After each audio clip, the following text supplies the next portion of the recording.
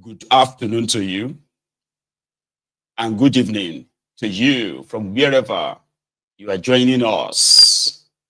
This is Mayegun Live. Thank you very much for joining me, brethren.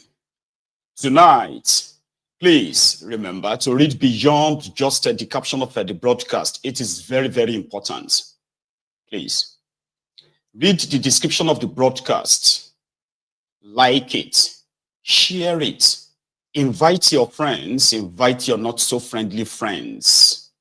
The reason why you have to invite your friends is because you won't be the only benefactor of the kind of information you are going to have access to on this platform. That's why you have to bring all other friends. When I say friends, because they need to benefit as well.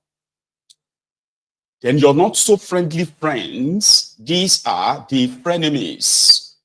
We used to have a list of, the Buhari, during the time of Bokwari, we had the Buhari Deans, the Buhari Diderins, the Buhari Dinotus, the Buhari Dijatus, the Buhari Shukus, the Ngozi Aris, the Nneka Aris, the obedient fools and the sophisticated morons, voluntary slaves, on-boot slaves, crumb eaters, crumb chasers, ass lickers, all righters, including the Lagos Abobakus and the Oshogbo Alimajiris back then. But now they have been replaced, the Sai barbarians. Some of them have now metamorphosed to, the bat idiots. That you now have, the Abobakus left, right, and center. Or the Ronukus, the Ronu bandits, the Ronu Nazis. Tag all of them, tell them, even if you don't tag them though, they'll still probably be here. Because in the last 2 weeks, I can't be the only person who has noticed this. You probably have as well on social media. The first one is the barrage of support, solidarity, coming the way of Ibrahim Traore, the Burkina Faso revolutionary leader also, because they said don't call him a junta, don't call him a dictator, so, right? So, from all across the world, Ibrahim Traore has sort of managed to win the hearts of not just the blacks, so including non-blacks, I'll put it that way, because his story and the story of his country and his people, as well as the history of imperialism, starting from the colonialism down to imperialism. Burkina Faso and other countries managed by France have been considered as unlucky countries where they had their sit-tight criminals, enablers. No, yeah, not enablers. You don't use enabler for people like that. Puppets. They call them Western puppets in a fake democracy whereby their oppositions are either hunted down, jailed, or killed. As long as the resources of these countries keeps flowing to the West, right? Their puppet leaders could do whatever they like. And their people, well, they could perish for all they care. Because the resources of these countries in Africa are more important than the people, the indigenous people, the owners of the lands, and of course the resources. So when Traore removed Camporo, what's that guy's name again? You said Campore or something. Removed their former leader in September 2022. It was like an Independence Day, especially for them in Burkina Faso. Then the effort of America, the effort of France to, keep sanctioning them, then threatening an invasion and arrest. All of this, right, kind of made a lot of people to feel like if anything happens, or in fact, Traore should be protected. Nothing must happen to him. in the midst of all of this, as other Africans, you know, the Caribbeans, even some Black Americans as well, like Americans, and we have many other Europeans too, who have kind of managed to, you know, capture the buzz or so, right? Or the bug of who is Ibrahim Traore, this young man, 36-year-old leader, and rebuilding his country in this way. That is when the West and their media came with their propaganda of democracy again. So this argument is ongoing currently on social media. And it seems that majority of the Africans in particular agrees that no matter what, the West should not determine how Africans should govern themselves. As long as they still have their puppets, you know, misruling and looting African countries that they are managing. For them, right, this particular one will protect him. In the midst of all of that, so these sewage dwellers, or these ass lickers, all right, sir, all right, sirs, the Ronukus, the Ronu bandits, I don't even know what relationship, though I'll give you hints to why they are like that in the first place. The Ronukus started attacking Traore on social media. It is like Traore and Tifnumbu, right? Like they are competing. I don't know if you have noticed that too. I can't be the only one. Sure you get, I can't. The level of, if anything happens in first, where the developmental project and all of that currently going on in, what do you call it, in Burkina Faso, are being hyped or being shared on social media. Like a lot of, oh, he's building that, oh, he's doing this. The Ronukus will jump to the conversation straight up. Burkina, look at all these people. They are hyping a dictator. I mean, this Burkina Faso that is not even up to one local government in Nigeria. Look at, you know, and then you're like, waiting be your own. These guys have been under France for more than 60 years, even after independence, right? The resources in their country is to be sold to France only at the French rate. So when you have, for example, let's say uranium, let's say, oh, uranium per kilo, I'm just giving an example, random example now that you can use to do, kind of like compare, right? So uranium is $1,000 per kilo.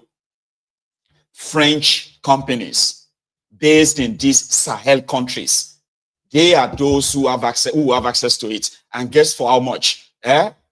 Probably for 20 cents. You get it now? Like 20 cents, if it's even up to that. And you know the saddest thing? All the years that they have been stealing their resources to France, the money that, I mean, even the money they pledged to pay, that ridiculous price that they pledged to pay, they won't even pay it to them. They will keep it in a bank in France. The money is in France, right? So you see these Sahel countries, their resources being looted in this manner. The peanut they are being offered, they are not given to them directly. So the money is now kept, they call it in their foreign reserve. So that's their foreign reserve, French bank accounts. All right, they keep the money in the French banks. Now, if you have money in bank, your money, you should have the right to, number one, not only that you should be eligible for profit that they are making from your money. That is, your money should be earning you profit. But you should also have access to be able to take your money out. A country, I'm sorry, an individual, you as an individual, but now think of a country, whole country. They have no access to their money. If they wanted anything from their own money, it will be loaned to them. It will be given to them as a loan with percentage attached. For example, let's say they say Burkina Faso currently have 6 billion francs in French bank. Burkina Faso need money, total 200 kilometers of road. So they need 4 billion francs to construct 4-kilometer road. Maybe it is their money. They will have to apply for a loan. That 4 billion, the French bank will now decide how much percentage they will give to them. They can say 30%, 40%. That 40% doesn't mean that, what do you call it? Doesn't mean that Burkina Faso would then pay 40%. No. They would now convert whatever that 40% is to go and take resources from their country free until they are satisfied that, yes, they have gathered enough money. Why do you think the country looks like an overrun Sahara Desert, dusty, sort of like settlement, not a country? Why? 60 years after independence, right? But the Ronukus somehow just became jealous. Because that's the way I see it. That why are people celebrating dictator and the rest of that, forgetting or ignoring all these stories? This guy, Ibrahim Traore, that became their president or their leader now, used to be one of those, from what I found out, it was one of the leaders leading the soldiers fighting the terrorists. He saw everything. He saw it all. It was more or less like France was giving weapons to terrorists, and they were giving weapons, like inadequate weapons to those who are supposed to be the soldiers of a country where you are taking resources. And then when they saw through the whole corruption, the culpability, the collusion of those who are supposed to be their leaders, the coup was like a palace coup. No gunshot, no nothing. No resistance, no nothing. Even those who are supposed to be the politicians in the country, right? They themselves, right? They couldn't resist this guy because the entire country is behind him, right? So they are now pushing the agenda of, what do you call it? Democracy. Meanwhile, back in Nigeria, terrorists that we believe are also being funded by this Western NGOs, Western interests, and other interests in Nigeria, all these terrorists, they were capturing community from one community to the other, community to another community, right? And as they are going, they are slaughtering anything on their way, including the Nigerian soldiers, just like that. And guess what? Their death is just like Sahara death. The passion at which the Ronukus, the Ronu Nazis, the voluntary slaves, the bad idiots that you will see on this social media, some of them even live abroad, though. They are not living in Africa. They are not living in Nigeria. Somehow, I couldn't wrap my head around that you are not as passionate as what is really happening in your own contraption. Guess what? Yesterday, in Burkina Faso right now, it seems as if the French has given up on trying to the French and America, they have given up on trying to arrest or invade Burkina Faso. The terrorists seems to be doing fine now. The same MO, IJMNI or something, this terrorist group, right? I don't know the full meaning anymore. Something like IJMNI. They are called. They are like the ISWAP that you have in, within the axis to the Lake Chad Basin, Abiwete they call them. They also struck the base, the military base in Burkina Faso in the middle of the night, slaughtered so many soldiers, destroyed the entire base, and made videos of it, including the catch of arms and ammunition that they stole from the base. So in Burkina Faso, we can see that the West that wanted Traore, right, to burn, or Burkina Faso to burn because of the Traore. We can't possibly directly say they are also involved in ours because Traore knows who he is fighting. He is fighting the armed Western-backed terrorist trying to decimate his country in order for this Western worldview to continue to have access to these resources. He knows who he is fighting. He knows those behind them. He knows where to go to for help. Or Nigeria, an average Ronukus probably have no clue or chooses to be dumb that the same existential threats in Burkina Faso is currently consuming people in the contraption. And somehow, as much as they are doing everything to give it a media silence, as in media blackout, people are dying. People are dying. Their own soldiers are dying. Nigerian soldiers. As they are being slaughtered, they are being kidnapped. I mean, the terrorists that they have been fighting for 10 years, ladies and gentlemen, the terrorists that Zulum in Borno proudly told all of us that they have rehabilitated over 300,000 repentant terrorists in Borno state alone. And there is none of them that could give them any real intel. 300,000 terrorists reabsorbed back into the society while the terrorism industry continued to boom.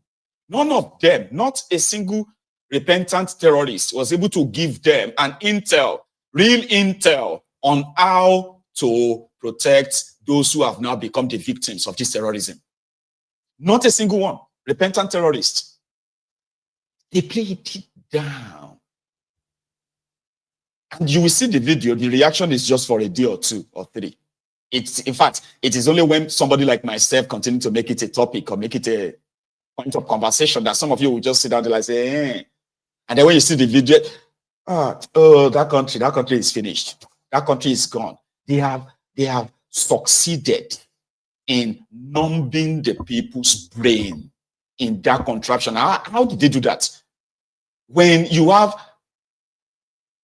situation like this, right? When you have stuff like this happening, right, in a quick succession, non-stop, day in, day out, week in, week out, month in, month out, year in, year out, for over a decade, people have become so numb to it. It's like, oh, it's all right. How many people there? Now God go save all of us. So people who said God will save them because they believe that there's nothing they could do. Some of them are dead now, especially in these areas that this terrorism continue to thrive. So yesterday I told you that, I actually shared with us the invasion or aftermath of the invasion of a military base in Marte in Borno State. Marte is a local government area in Borno State, by the way. So when I say Marte, I'm talking about an area with possible tens of communities trapped within. When I was still in their system in that contraption before I left Nigeria, and I was kind of really vast in the geography at the time. So my own local government area, Odogbolu local government area in Ogun State, at the time, had 57 towns and villages under one local government area. And we are talking about communities with at least the smallest population of 1,000 people. Now, if we have to look at this Borno, and as big as it is, right? So this Marte local government area could actually be an advanced, like an advanced sort of like, advanced massive land or so, right? Anyway, we have no idea how many communities are currently under the control of ISWAP. But the news is that ISWAP took responsibility for neutralizing, that's the word, neutralizing the military base. Then this morning, right, they have now taken it even to as far as Ran. Ran is very famous because Ran was the place where the former secretary to the government of the Federation, Babashir Lawal, that got sacked by Pastor Ruga at the time. That was the place that in Rano, that was the place Babashir Lawal bombed with the Nigerian Air Force. 3 times, they said it was an error. It was a mistake. Meanwhile, the people that they bombed were actually those who were running away from Boko Haram. This was in 2016. Just a bit of a flash. So this run has currently fallen partly to the hands of the ISWAP. So a soldier made a video this morning, telling us what happened to them, including